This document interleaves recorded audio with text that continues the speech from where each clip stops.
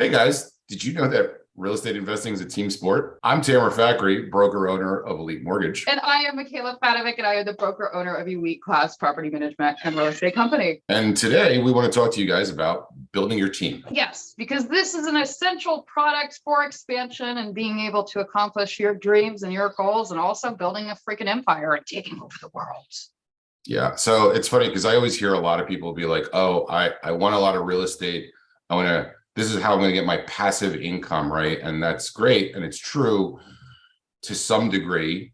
It's more building wealth than passive income in the beginning. However, you definitely need a team if you ever want to get to that point where this is your passive income that you're earning. Yeah. So let's get into who is it that you really need on your team to make this happen. Number one, I would have to say an agent. Sales associate, a realtor, a broker associate, a real estate professional who is going to be able to procure deals for you and really just help you navigate just from the get-go. What's the benefit, by the way? I mean, having an agent, if you're working with an experienced one that actually knows their stuff, I mean, they know their stuff. And if you're coming into this from square one and you don't know too much, they'll be able to direct you to exactly where to go if the deal is actually good.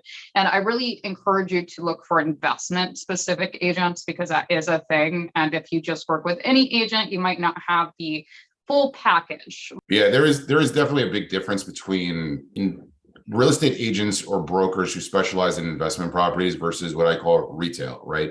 Retail is I'm buying a house for myself. I'm buying a house for my family. This is where I'm going to live. This is where I'm going to move into versus an investment property, because ultimately, and you guys know this, as an investor, we don't want to pay full price for anything, right? That doesn't make sense. And I would have to say that the majority, by far, probably 90 to 95% of real estate agents are retail agents. Yeah. They're not on the investor side.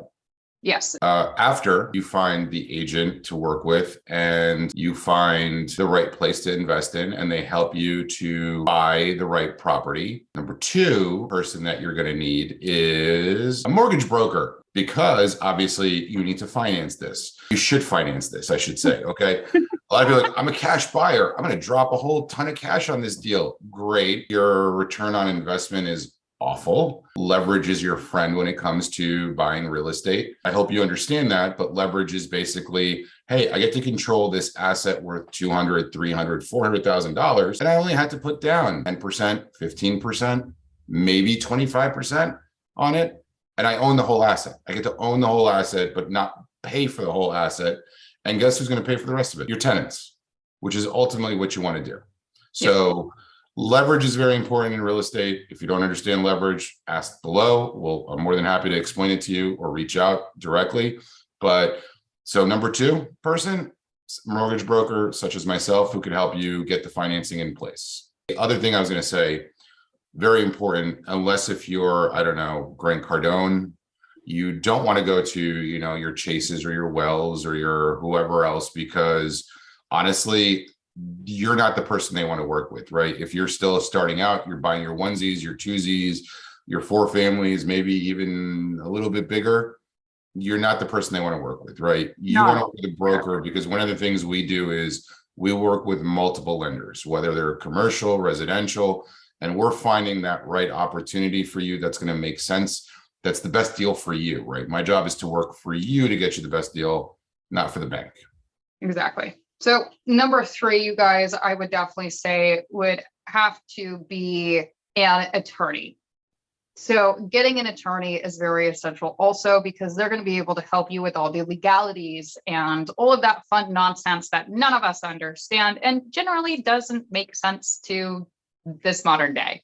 So having the attorney there, in some states, attorneys are usually involved in the closing, like New Jersey, but in some other states, like Florida, for example, they aren't involved in the closing, but they can be if you want them to be. And they're able to help you look at the deal. They're able to help you close it, do title sometimes, and even more so understanding zonings and regulations and all the legal mambo jambo. And plus, if you ever need an eviction, who should you go to? It's going to be your attorney. So definitely start to establish a relationship early on with an attorney. This way you can start getting better pricing too. One thing I do want to mention about attorneys, I know states like Florida, Ohio, there's a lot of states where attorneys are not involved in the real estate deals. I will say, if you are doing a commercial deal, you should definitely have an attorney involved, right? Yeah. And with the residential deals in the beginning, you should definitely use them. I'll tell you what, in New Jersey, all these years later, I still use attorneys in my deals. So moving on, number 4, a title company. Because when you find a property and it's time to close on the property, one of the things you want to make sure is that you are getting property free and clear. No encumbrances, no liens, no anything that's going to make it a problem later on when it's time to either refinance or sell the property, right? So you definitely want to make sure that you have a good title company that you work with. The title company is essential for your title insurance, because if you end up being in a situation like where I was when I first bought my first property, if you have something pop up right after you close, you want that title insurance to kick in and knock it out and pay for it. That's for sure. Now that you're mentioning title insurance, there are actually 2 types of title insurance that people are not aware of, by the way. I didn't know this. Educate me. See, look at you. I'm going to teach you something new today. So I don't just title insurance. That's all I know. So basically, there's a lender title policy, right? When you get a mortgage and you see on your closing statement title insurance and title policy, that's actually for the bank. Oh, it's not for you. You're talking about the owner's policy. There's an owner's policy versus a lender's policy. There's 2. You have no option when you put a mortgage on a property that you have to pay for title insurance to cover the lender's portion, because that's at least 80% usually, right? If not more, because you do a lower down payment of the amount of, for the value of the property that you're buying. So you have no choice. You have to buy title insurance to cover the lender side. Optional to get is owner's title insurance.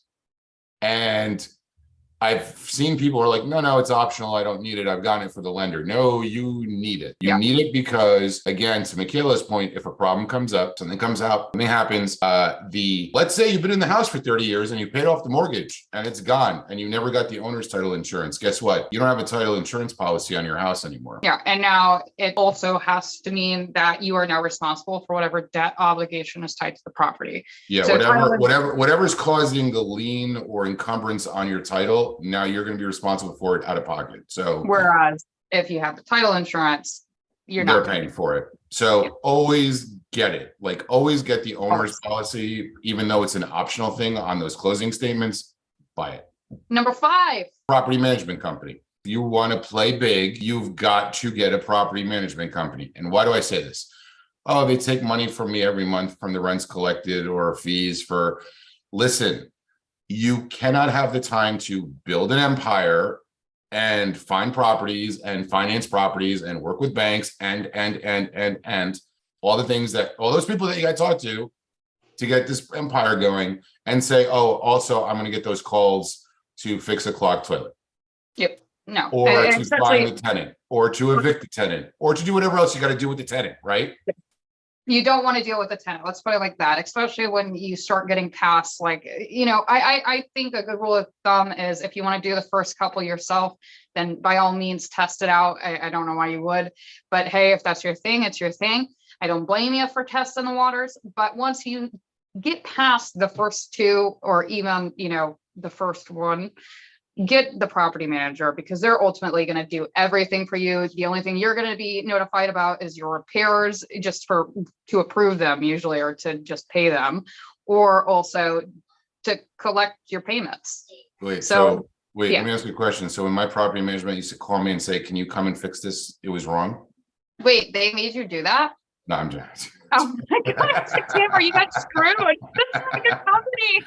Wait, so I paid them and then I had to do the work myself. That wasn't right. Is that what you're saying? You want to know something? A lot of people get this confused, and I want to make this very clear. If you are an owner, please do not try to manage your property alongside your property manager. It is the most annoying thing I have ever run into as a property manager.